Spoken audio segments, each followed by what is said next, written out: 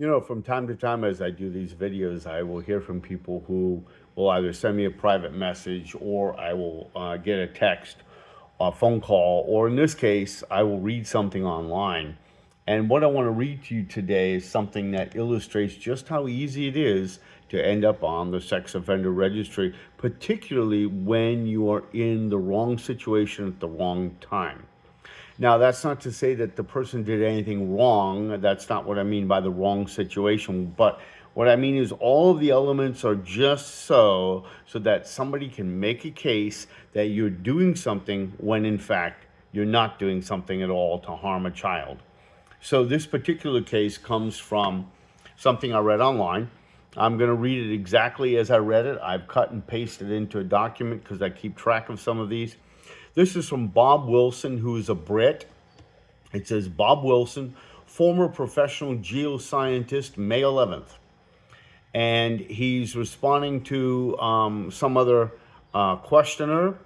And he says, the questioner said, what was that one rumor about a teacher that went around the school, and to this day you don't know if it was true or not? Well, this is interesting because he indicates it's true at the end. It wasn't my school, Bob says, but this incident stuck in my mind when I read it years ago. I know what happened. There was a male teacher in the city of Red Deer, Alberta. No idea where that is, but I'll bet it's a small town. Two girls said that the teacher had sex with them in separate incidents. Naturally, the teacher was suspended while the investigation went on. Having two separate accusers made it an open and shut case. How about that? So much for due process. That's my editorializing. Reading again, he lost his job. It made all the newspapers. His picture was on the front page.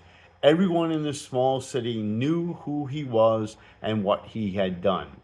But when it actually went to court, one of the girls broke down and said she couldn't recommend life over a lie.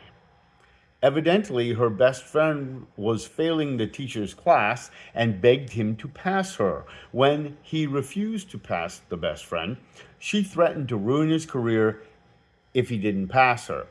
He didn't budge, and she was going to fail his class, So she convinced her best friend to help her blackmail him.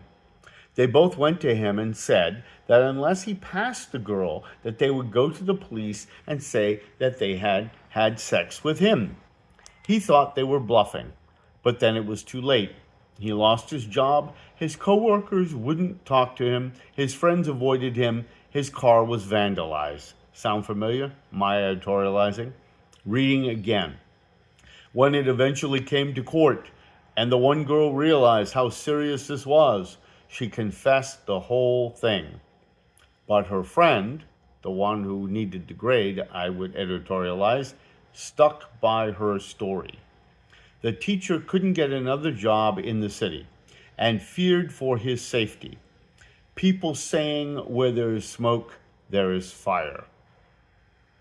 The teacher moved to another province.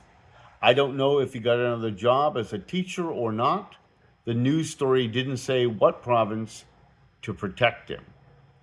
From memory, the girl that confessed wasn't punished, and the other got in some minor trouble. And that's the end of the rendition here. And sorry, I said early on he was a Brit. He's clearly Canadian, part of the Commonwealth countries, but you get the idea. This is part of another one that I read involving a teacher a while ago, but it doesn't matter. Again, if you are a center of influence, if you are around children, if you have been around other people who have harmed children, teachers, scoutmasters, pastors, coaches, soccer moms, right? Then there's sort of a guilt by association mentality. I've read several comments on my site where people say, well, of course it was a teacher. Really? Um, you know, I don't broad brush brand any police officers and say they're all corrupt. But I do say that a segment of them, when put in the right situation, will lie, will cheat, will twist things around, will make up stories, will hide, delete, manipulate, or otherwise corrupt evidence. That's true. You have career prosecutors saying that other prosecutors do this. So why is it so far-fetched to believe? Anyway, this is one of yet another sad story about how people of low character drag others down to wherever they happen to be. This is Norman Michael Asian, ICAC Unpacked. Have a good day.